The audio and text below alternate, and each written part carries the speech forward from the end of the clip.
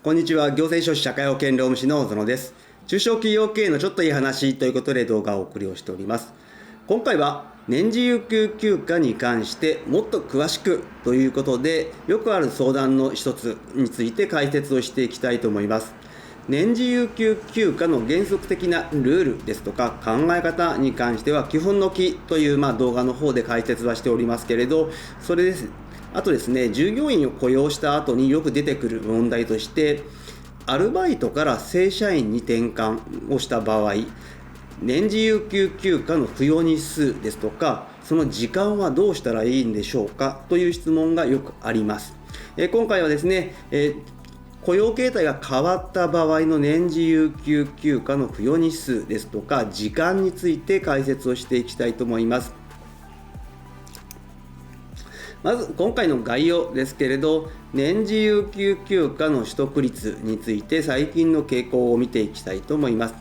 そして基本的な部分に関しましては、基本の木という動画のところで年次有給休暇制度について解説はしておりますけれど、今回は簡単に年次有給休暇の制度概要について見ていった上で、途中で所定労働日数などが変わった場合、アルバイト、パートさんの場合がですね、年次有給休暇どのような扱いになるのかというところを見ていって、最後に注意点とまとめという形になります。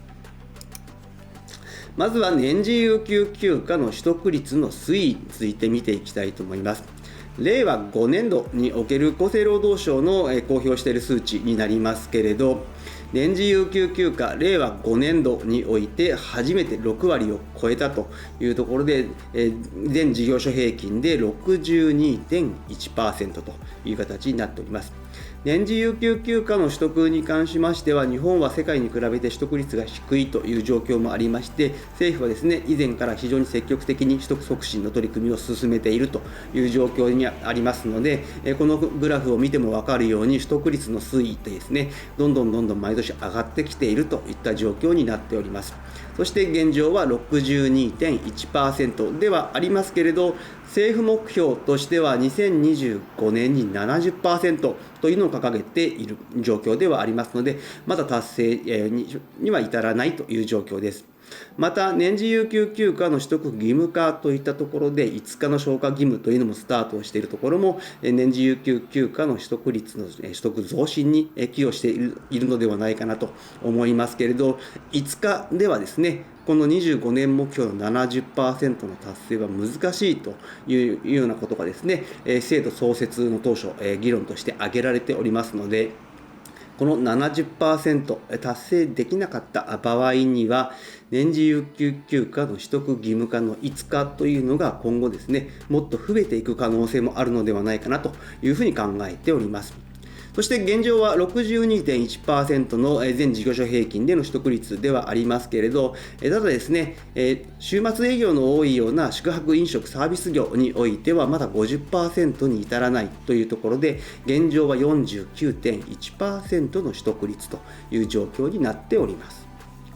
そしてその年次有給休暇の制度の概要ですけれど、まずは制度趣旨について見ていきますと、こちらはですね、なぜ年次有給休暇の制度があるかというと、労働者の心身の疲労を回復させて労働力の維持培養、そしてゆとりある生活の実現をするためということで、年次有給休暇の制度が設けられているということになっております。こちらは法律で定められている法定休日とは別の休暇の制度という形になりますので、法定休日週に1回もしくは4週で4日といった休日の他に、毎年一定の日数の有給の制度を与える必要があるという形になります。この制度趣旨から導き出される内容としては、年次有給休暇の買い取りという問題はありますけれど、こちらはですね、買い取りの是非についてはまた別の動画で解説をしておりますのでご覧ください。そして年次有給休暇の要件、効果ですけれど、こちらは雇い入れから半年間6ヶ月間継続勤務をした上で、所定労働日数の8割以上を出勤をすることという形になっており、そしてこの要件を満たした方に関しては初回は原則として10日ですね、付与されるという形になっておりますので、年次が上がっていけば10日からどんどん付与日数が増えていって最大は20日という形になっております。この全所定労働日数の8割以上出勤というところに関して言えば、シフト制労働者の方のような形で、週もしくは月等の出勤日数があまり決まっていない、シフト制で決めている、1日の労働時間も変わるといった場合は、どのような形で年次有給休暇の付与日数を考えたらいいのかといったところもですね、動画で解説しておりますので、ご覧いただければと思います。そして取得の単位ですけれど、年次有給休暇に関しましては原則1日単位で付与するという形になっておりますが、昨今の法改正によって時間単位年給というものが創設をされているという状況で、こちらはどこの会社でも義務というわけではなく、労使協定を結ぶことによって時間単位で年次有給休暇を付与することができるという形になっております。そしてですね、多くの会社でも入れてるかと思いますけれど、半日単位の年次有給休暇に関しましては、法律で明文の規定がありません。こちらに関しましては、会社の任意の制度という形になりますので、この制度を採用している場合は、就業規則の記載が必要になりますので、そちらも合わせてですね、就業規則の内容を確認をしてほしいと思います。そんな中で年次有給休暇、どういった日数付与するのかといった形ですけれど、通常の労働者の方の場合は、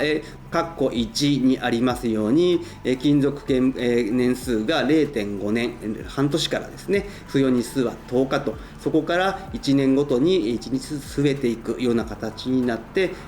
最大で20日の付与日数という形で法定で定められているという状況になっております。一方でですね、週の所定労働日数が4日以下で、なおかつ、週の所定労働時間が30時間未満の人の場合に関しての付与日数は、週の所定労働日数が1日から4日までの方に関して、比例的な付与という形で、この表にあるような形で付与されると。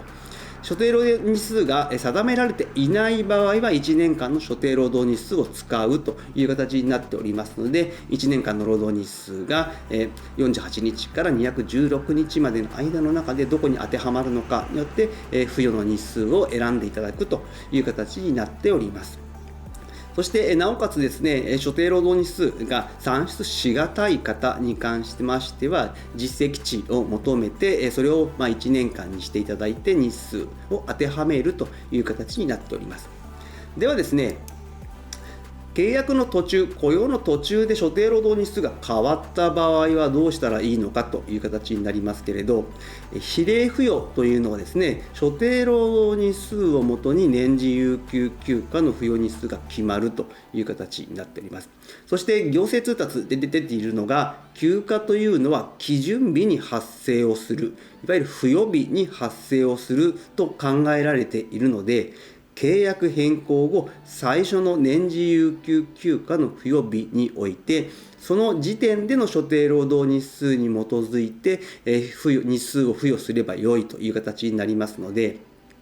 年次有給休暇の付与日の直前に所定労働日数が例えば週の1日だった方が週5になったとした場合はですね、所定労働日数は5日として年次有給休暇の付与日数を決定をするという形になります。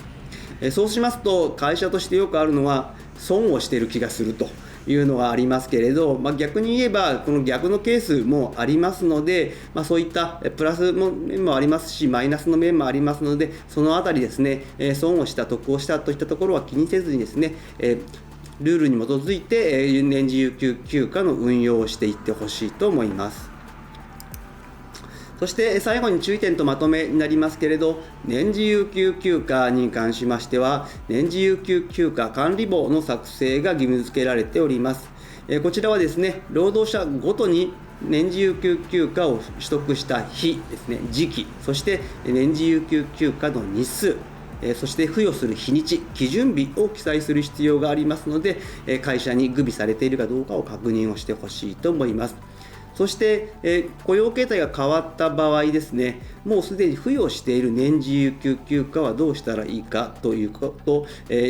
年次有給休暇は基準日、付与日に発生するものなので、もうすでに付与済みの部分に関しまして、後からですね、増減はさせないという形になります。昨今ですね、年次有給休暇が取りにくい会社というのは従業員の定着率が低いというのはデータが出ております。人手不足というところもありますので、自社でですね、年次有給休暇取得しにくいな、もっともっと取らせたいなという場合はですね、助成金もあります。働き方改革促進助成金、年次有給の、促進支援コースというのがありますので、こちらも活用してもらえればと思います。年次有給休暇の取得義務化というのは始まっておりますので、年次有給休暇の取得しやすい労働環境の整備を進めていってほしいと思います。今日の内容が明日からの経営にちょっとだけ役に立つことを願っております。ご視聴ありがとうございました。それではまた次回。